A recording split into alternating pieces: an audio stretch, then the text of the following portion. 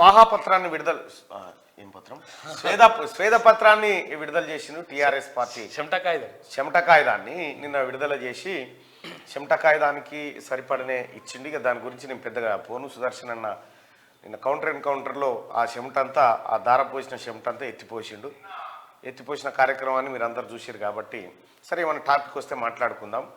సంపద సృష్టించడం, 50 లక్షల కోట్ల సంపద వచ్చేసింది తెలంగాణకి అని చెప్పి కొన్ని నమస్తే తెలంగాణ దాకా పోయేదాకా చూడరు. ఎందుకంటే చాలా సీరియస్ మ్యాటర్స్ ఉన్నాయి అందులో.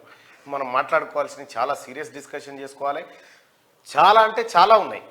ఎందుకంటే అడ్డంగా దొరికిరు వాళ్ళంతలో వాళ్ళే దొరికి మొత్తం బండారం బయట పెట్టుకుండు.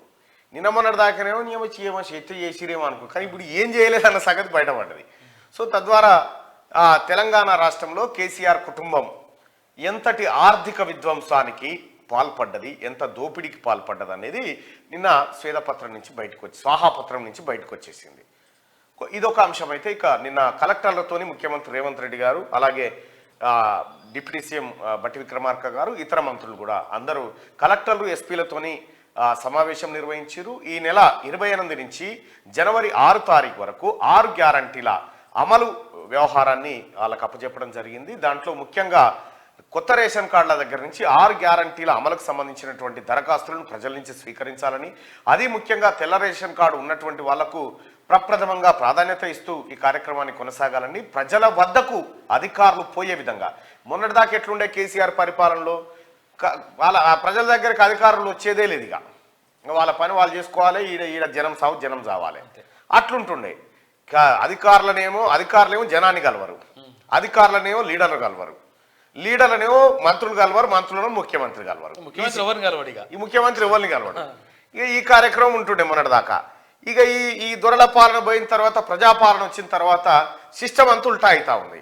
ఈ సిస్టమ్ అంతా ఉల్టా అయ్యే కార్యక్రమంలో భాగంగానే నిన్న జరిగినటువంటి కలెక్టర్ల సదస్సు, అలాగే ఎస్పీ, ఐఏఎస్, ఐపీఎస్ల సదస్సు ఏదైతే జరిగిందో అది ప్రజల వద్దకు పరిపాలన తీసుకుపోవడానికి చేసినటువంటి కాన్ఫరెన్స్గా మనం చూడొచ్చు.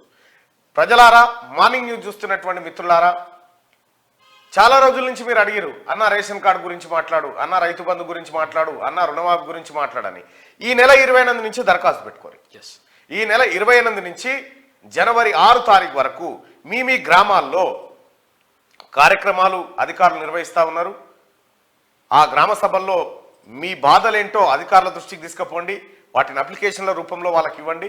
ఇక చాలా మంది చెప్తారు కాంగ్రెస్ ఇజ్జత ఏవని మాటినకుర్రి. కాంగ్రెస్ పార్టీ, ఆ తల్లి సోనియా గాంధీ ఒక మాట ఇస్తే ఆ మాట కట్టుబడి ఉంటుంది. కొంగరకలాన్ మీటింగ్లో తల్లి సోనియా గాంధీ ప్రకటించిపోయింది కదా ఏమేమి ఇస్తామని. అవి టెన్షన్గా అమలవుతాయి. మీరు ఏదో ఇదైపోతుంది, అదైపోతుంది, ఇదేమాయ అదేమాయ వీళ్ళంతా ఒరుకొని ఏమైనా చేసుకొని, కాంగ్రెస్ పార్టీకి ప్రజలకు మధ్య ఏర్పడ్డటువంటి అనుబంధం ఏదైతే ఉందో ఈ అనుబంధాన్ని కొనసాగించే విధంగానే, ప్రజల మెప్పు పొందే విధంగానే కాంగ్రెస్ పార్టీ పరిపాలన ఉంటుంది, నో డౌట్.